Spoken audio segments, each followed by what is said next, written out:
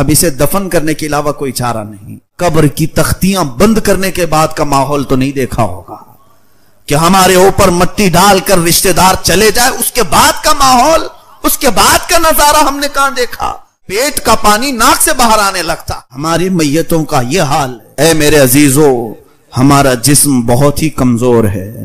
ہم کو اللہ تعالیٰ نے جس جسم کا مالک بنایا ہے, اس جسم کو میں نے دیکھا ہے. بہت سارے گھروں پر جب ہم کو جانے کا اتفاق ہوا کہ فلاں کا آج انتقال ہوا ہے, ہم جاتے ہیں تعزیت کے لیے. دیکھا جس جسم کو وہ بہت بنانے کی کوشش کیا کرتا تھا, ایسے نوجوان بھی. مجھے یہ باتیں بولنے کا اس لیے آج موقع ملا کہ چند روز قبل یا چند دنوں پہلے ایک علاقے میں جانا ہوا تھا. 2 نوجوان پانی میں ڈوب کر مر چکے تھے. ان کی لاشیں گھر لائی گئی تھی. صبح ڈوبے, دوپہر میں مل گئے. صرف 6 گھنٹے کی بات تھی. گھر میں لایا گیا اور پھر باڈی رکھی گئی. اللہ اکبر, گھر میں داخل ہونے کی ہمت نہیں تھی, اتنی سخت بدبو پھیلی ہوئی تھی. اور ان نوجوانوں کو ہم جانتے تھے جن کے چہکنے کے انداز کیا تھے, جن کے لوگوں میں چلنے پھرنے کے انداز کیا تھے, اور ان کے پہننے اوڑھنے اور کھانے پینے کے انداز کیا تھے. وہ اپنے زمانے کے بہت ہی خوبصورت لوگ سمجھے جاتے, اور اپنے جسم پر جنہوں نے بہت پیسے خرچے کیے اپنے جسم کو بنانے کے لیے, اور آج وہ بے جان لاشیں گھروں میں پڑے تھے تو ناک بند کر کے لوگ دیکھ رہے تھے اور جا رہے تھے. پانی میں ڈوب کر مر گئے اور لا کر لاشیں رکھی گئی. یہی جسم کا ہمارا حاصل ہے. ہمارے جسم کا خلاصہ یہی ہے کہ ہمارے والدین جو ہماری پیشانی پر پسینہ بھی نہیں دیکھنا چاہتے, وہ بھی موت کے بعد اپنے گود میں نہیں رکھ سکتے, واپس بھیج دیتے, لے جاؤ. اب اسے دفن کرنے کے علاوہ کوئی چارہ نہیں. کرنٹ کی پیٹی میں برف میں رکھ کر کے بھی زیادہ دن ہم گھر میں نہیں رہ سکتے. ہمارے جسم کا خلاصہ اور حاصل یہی ہے. ہماری زندگی کا فائنل اینڈنگ یہی ہے کہ یہ جسم اتنی ہی دیر کا ہے کہ اگر مولا نے صرف ہماری رگ کو روک دیا تو پھر سڑن شروع ہوتی ہے, بدبو شروع ہوتی ہے. ہماری ناک میں, ہمارے کانوں میں روئی اس لیے ٹھونس دی جاتی ہے کہ پیٹ کا پانی ناک سے باہر آنے لگتا ہے. یا اللہ, اتنے دن دنیا میں سوتے رہے, کبھی ہمارے پیٹ میں سے پانی باہر نہیں آیا. یہاں چند گھنٹے ہوئے کہ جان گئی, ہماری ناک سے اندر کا پانی باہر آنے لگا. کانوں میں روئی ڈال کر کے رکھو میتوں کو, اس لیے کہ تمہارے پیٹ کی سڑن کانوں سے بھی نکل سکتی ہے. ناک سے نکلتے ہوئے تو دیکھا ہے, منہ سے نکلتے ہوئے دیکھا ہے, اور اسی لیے کہا گیا جلدی اسے قبرستان کے حوالے کرو کہ اور زیادہ شرمندہ نہ ہونے پائے, اور زیادہ یہ موتا رسوا ہونے نہ پائے. ہمارے سب کے جسموں کا خلاصہ یہی ہے, ہمارے سب کے جسموں کا حاصل یہی ہے, اور اس کے باوجود ہم شہوتوں کو اس قدر عزیز رکھتے ہیں, اس قدر ہم لذتیں حاصل کرنے میں ہیں. اس جسم کو دنیا والوں نے تو دیکھا, بڑے آہستہ سے غسل دو, اس لیے کہ میت کو زیادہ ہلاؤ گے ڈلاؤ گے تو پھر اور کچھ گندگیاں ہونے کے چانسز ہیں.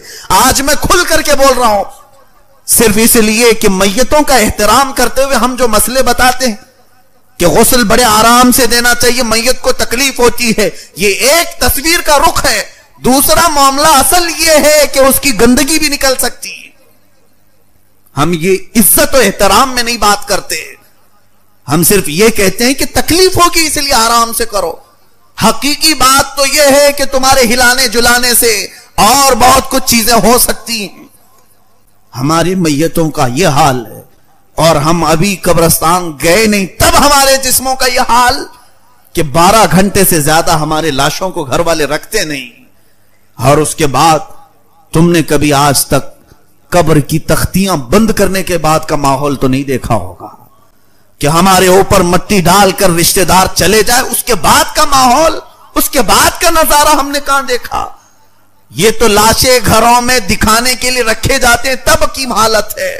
بند کیے جانے کے بعد سب سے پہلے اس کی ناک سڑن شروع کرتی ہے, اور اس کی زبان پھر گلنے لگتی ہے, اور اس کے بعد سب سے زیادہ جو میت کی تکلیف دہ چیز ہے اس کی شرمگاہ کا سڑنا اور گلنا, جس کی لذتوں کے لیے اس نے دنیا کو کیا کیا کر دیا. اپنے پیسے پانی کی طرح بہایا، اور یہ زبان اور یہ شرمگاہ قبر میں سب سے زیادہ بدبو پیدا کرتے ہیں، سب سے زیادہ ہولناکی قبر میں پیدا کرتے ہیں۔ اور یہ تو حقیقی بات ہے، میرے مصطفیٰ صلی اللہ علیہ وسلم نے اپنی شریعت کے مطابق قبروں کو کھولنے سے منع کیا ہے، یہ صرف ہماری عزتوں کی حفاظت کے لیے، ورنہ اگر رشتہ داروں کو کہہ دیا جاتا کہ 3 دن کے بعد کھول کر کے دیکھ لیا جائے تو شاید ہمارا اس زمین پر جینا دشوار ہو جاتا، ہمارا جینا مشکل ہو جاتا۔ یہ تو رب تعالیٰ نے ہمارے رازوں کو زمین کے حوالے کر دیا ہے، اور تختیوں کے اندر کے حالات وہ میت ہی جانے، مردہ ہی جانے۔ میرے عزیزو، ہماری زندگی کا خلاصہ دنیا میں یہ ہے کہ رشتہ دار زیادہ دیر نہیں رکھتے، اور قبر کا حال یہ ہے کہ 2 دن نہیں گزرے ہوتے کہ زمین کے سارے کیڑے مکوڑے اس کے جسم سے لگ جائیں، اور ہمارا یہ جسم، ہمارا یہ گوشت مولا نے زمین کی مخلوق کی غذا بنا دیا، اور دعوت عام دی جاتی ہے قبر میں کیڑوں کو کہ آؤ تمہاری نئی غذا آ گئی، اس کے جسم کو نوچ لو۔ نہ ہمارا ہاتھ اٹھ سکے اس دن، نہ ہماری زبان اٹھ سکے، ہم اپنے اوپر ہونے والی تمام چیزوں کو روک بھی نہیں سکیں گے۔ تو پھر ایسے حاصل زندگی کا جینے کا معنی کیا ہے، جس کی اینڈنگ اتنی خطرناک ہو؟ اس زندگی کا مطلب کیا ہے؟ اسی لیے مخبر صادق صلی اللہ تعالی علیہ وسلم کی طرف چلتے ہیں۔ آقا کونین صلی اللہ علیہ وسلم نے ہمیں زندگی میں جو چیزیں بتائیں، اگرچہ آپ کو لگتا ہے کہ یہاں سکون نہیں ملے گا، نبی کی طرح زندگی گزارنے پر دنیا نہیں ملے گی، یہاں ساری لذتیں نہیں ملیں گی، ہو سکتا ہے تمہارے دماغ میں خیال آئے، لیکن اللہ کا رسول تمہاری آخرت کو دیکھ رہا ہے، تمہارے مرنے کے بعد کی چیزوں کو دیکھ رہے ہیں، تمہارے وفات کے بعد کی چیزوں کو ملاحظہ فرما رہے ہیں۔ اس لیے انہوں نے ارشاد فرمایا تھا کہ تم 2 چیزوں کی حفاظت کی ذمہ داری دے دو، پھر تمہارے لاشیں بھی بڑی عزت سے اٹھائے جائیں گے۔ اور اس کے بعد قبر میں جانے کا حال تو یہ ہے کہ حدیث پاک میں ہے، ایک میت ایسی آتی ہے کہ اس کا جنازہ گھر سے اٹھا ہوتا ہے، اور قبرستان کے سارے مردے اس کے استقبال میں کھڑے ہو جاتے ہیں، اور اللہ کی بارگاہ میں دعا کرتے ہیں کہ مولا اس نئے آنے والے مردے کو ہمارا پڑوسی بنا دے، اس لیے کہ اس کے آنے سے آج تیری رحمتوں کے جو دروازے کھلیں گے ہم بھی اس بارش میں نہا لیں گے۔ یہ مردے اس کا استقبال کرتے ہیں۔ ایک جنازہ ایسا بھی اٹھتا ہے محلے سے کہ اہل قبور، قبرستان والے پناہ مانگنے لگتے ہیں کہ اے رب اس جنازے کے قبرستان کے دروازے میں آنے سے پہلے اسے ہلاک کر دے، کہیں گرا دے کہ آج وہ آئے گا اور اس پر تیرے عذاب کے جو دروازے کھلیں گے اس سے پورے اہل قبور بے چین ہو جائیں گے، اور نئے نئے عذابات اسے دیکھتے ہی قبرستان والے پریشان ہوں گے۔ اے میرے عزیزو، رسول کریم صلی اللہ تعالی علیہ وسلم نے جن مقدس ہستیوں کے متعلق فرمایا تھا ان کا جینا بھی زندگی ہے اور مرنا بھی زندگی ہے، ایسے باشعار اور باصفا اولیاء کاملین ہیں۔ دیکھو آج ہمارا ایک عقیدہ ہے، اولیاء کاملین ہوں، صحابہ و تابعین ہوں، شہداء کرام ہوں، آج بھی ان کی قبریں کھولی گئیں تو وہ اسی طرح صحیح و سلامت موجود تھے۔ 1-2 نہیں، بے شمار واقعات ہیں۔ بغداد مقدس میں دریائے دجلہ کے کنارے 2 صحابہ آرام فرما تھے، حضرت عبداللہ بن جابر رضی اللہ عنہ، حضرت حذیفہ بن یمان رضی اللہ تعالیٰ عنہ، یہ حضور کے ساتھیوں میں، صحابہ میں سے ہیں۔ سن 1935 کی بات کر رہا ہوں، زیادہ دور نہیں، ابھی پچھلی سینچری جو گزری ہے، 1935 میں اس دریائے دجلہ کے کنارے آرام فرما دونوں صحابہ کئی مشائخ علماء اور مفتیان کرام کے خوابوں میں تشریف لانے لگے، اور انہوں نے کہا کہ دریا کا پانی ہماری قبروں میں آ رہا ہے اور ہمیں یہاں سے نکالا جائے۔ سارے علماء نے اتفاق کے ساتھ، پھر حج کا موسم تھا، شاہ فیصل کا زمانہ تھا، اس زمانے میں قبروں کو کھودا گیا۔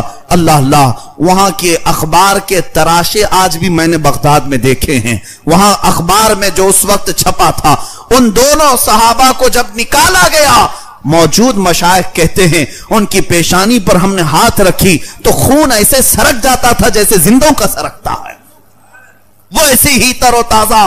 1400 سال گزرے اور ان کو اٹھایا گیا، تو دریائے دجلہ کے کنارے خوشبوؤں سے پورا ماحول مہک اٹھا اور جنازے وہاں سے لے جائے گئے اور لاکھوں کا مجمع جمع تھا. اور مدائن جو بغداد سے تقریباً 35-40 کلومیٹر کے فاصلے پر ہے, وہاں لے جا کر حضرت سیدنا سلمان فارسی رضی اللہ تعالیٰ عنہ کے پڑوس میں دفن کیا گیا. یہ صحابہ ایسے بے شمار ہم نے دیکھے ہیں جن کا دنیا میں رہنا بھی لوگوں کے لیے خیر و برکت تھا, اور قبر میں جانے کے بعد بھی مولا نے ان کے جسموں کو چونٹیاں, مکھیاں یا کوئی بھی چیز چھونے بھی نہیں دیا. ان کے جسموں کی جب مولا نے یہاں حفاظت کی تو ہمیں یہ یقین ہے کہ قیامت کے دن بھی وہ عزت سے اٹھائے جائیں گے.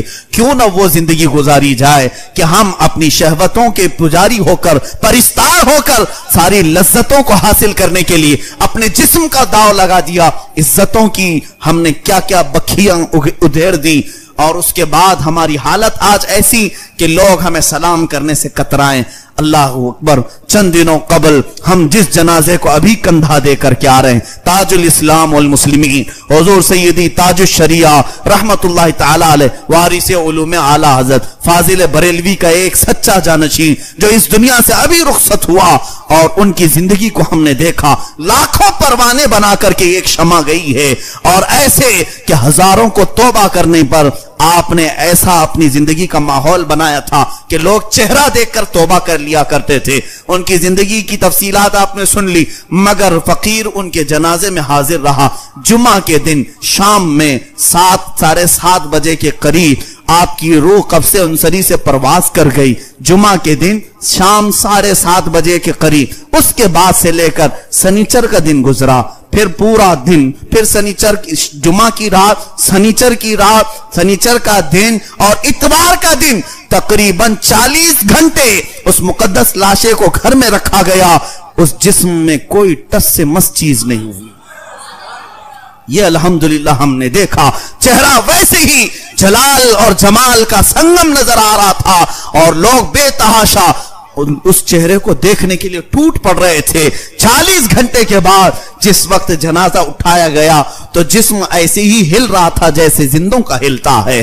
یعنی مرنے کے بعد تو بدن کڑک ہو جاتا ہے, ٹائٹ ہو جاتا ہے, کسی کا جسم مردے کا ہلتا نہیں. لیکن جس وقت جنازے کو ہم اٹھائے تھے تو پورا جسم ان کا جس طرح ملائم تھا, ہاتھ کی چمڑیاں, پیٹ کی چمڑیاں تھوڑے سے گاڑی کے دھڑکے سے ویسی ہی ہل رہی تھی جیسے کوئی زندہ سویا ہوا اور ہل رہا ہو. یہ اللہ والوں کی زندگی ہے جنہوں نے اپنی زندگی کو اشرف المخلوقات کے اس مصداق بنایا جس کے متعلق میرے مولا نے فرمایا وَلَقَدْ كَرَّمْنَا بَنِي آدم, ہم نے آدم کی اولاد کو تاج کرامت پہنایا ہے. یقیناً وہ زندگی میں تاج کرامت پہنے رہے, اور جس وقت جا رہے تھے اس وقت بھی تاج کرامت لے کر کے گئے, اور دنیا نے دیکھا کہ زندہ تھے تو کرامت کا تاج, موت کے بعد بھی کرامت کا تاج, اور جب تک آج ان کی محفلیں منعقد ہو رہی ہیں نام بھی تاج الاسلام اور تاج الشریعہ کے نام سے پکارا جاتا ہے. اللہ تعالیٰ ایسے بندوں کی زندگی کو ختم نہیں فرماتا. زندگیاں گزر جاتی ہیں, صدیاں بیت جاتی ہیں, لیکن ان کے نام قیامت تک باقی رہ جاتے ہیں.